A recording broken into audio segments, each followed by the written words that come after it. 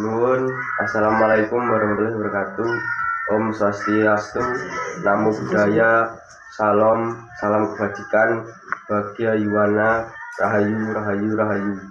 Nami kula Muhammad Ridwan Nur Basuki, kelas 9C. Teng mriki kula badhe macakake pidato Bapak Kepala Sekolah ingkang satuhu kinurmatan, bapak-bapak saha ibu-ibu guru ingkang satuhu kula bakteni, adik-adik kelas ingkang kula tresnani, puji syukur tansah katur dumateng Allah Subhanahu wa taala ingkang sampun paring kanugrahan. Rahmat sarta hidayah dumateng kita sedaya satemah ing wekdal punika saged kempal manunggal kanthi wilujeng ing sambekala.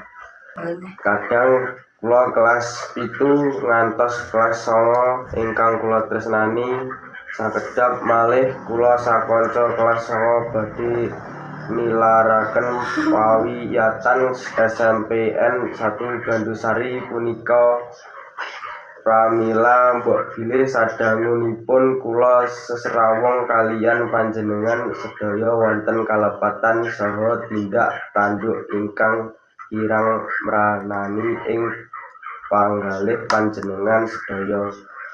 Kula sakanca nyuwun agungipun pangapunten awerta sedayanipun kula pepisahan nilaraken pawiyatan punika nilaraken adik-adik kelas kula ingkang sampun kula anggep kados dene sadherek piyambak, nanging Gusti ingkang Maha Kuwasa, adik-adik kula nderek pareng pepenget dumateng panjenengan sedaya. Sakmedal kula saking pawiyatan punika pangajap kula adik-adik saged dados siswa-siswi ingkang tansah mbangun miturut dumateng Bapak saha Ibu, lan dados murid ingkang pinter saha kreatif.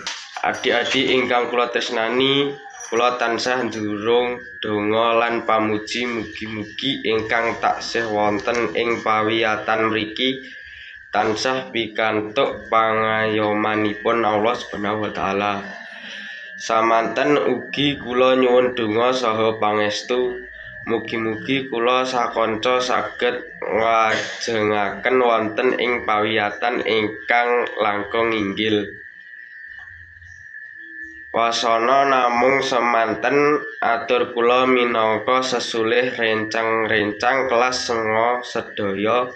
Mbok bilih wonten galap gangsuling saha benceng cewenging atur, kula tansah nyuwun lumuturing samudra sih pangak sami.